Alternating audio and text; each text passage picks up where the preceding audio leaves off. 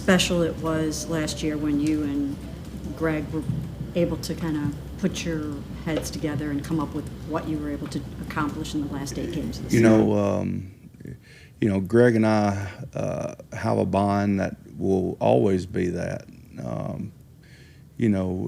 Anytime you get a group of people and guys to believe in you and believe in what you're doing, it's always special.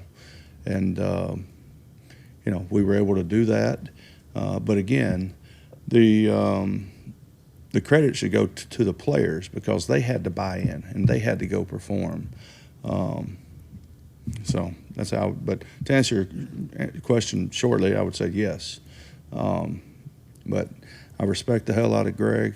I think Gregg is one of the best football coaches in the National Football League, and has been for a long time.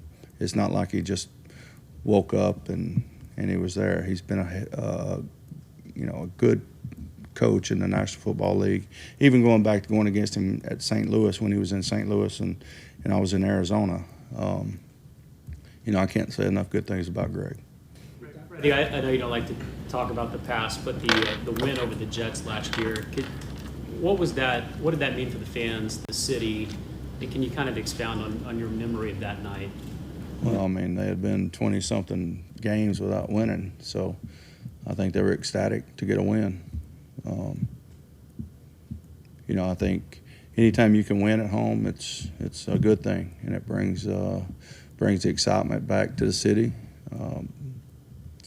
All those sort of things. I don't know what else to say about it. It's just it's big because you're coming off a 1-15 year, an 0-16 year, and then you win a game, the third game of the year, I think it was. So it's huge.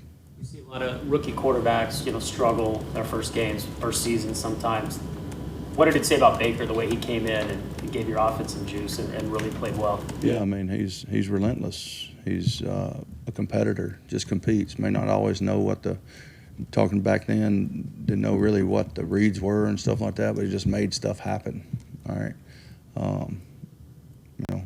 I don't know. One of the most, one of the best things I can say about a person is just being a relentless competitor, and I think that's what he is.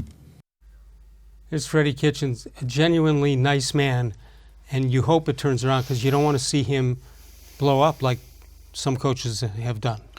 Are you starting a rumor, Les-Levine? What is that? That he's on the hot seat? No. Okay. I can't believe, I heard on the radio today, I heard people talking to me and say, what week are they going to fire him? They're not firing him. Well, listen, I feel the same way I did about Chudzinski in this sense.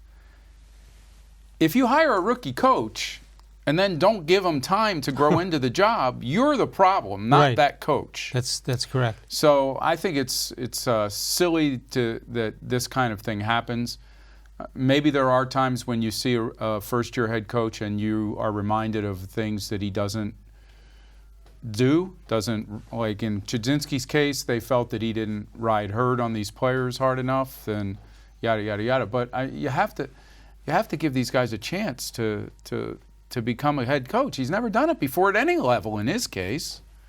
So no. I think he'll be fine. I just, there's a lot more talent on this team than Chudzinski had or any of the other coaches have had since '99. So and Jimmy and Dee Haslam have really stayed out of it. They have, and we know that John Dorsey felt strongly about Freddie last year, even though there was another candidate that was up there as a finalist.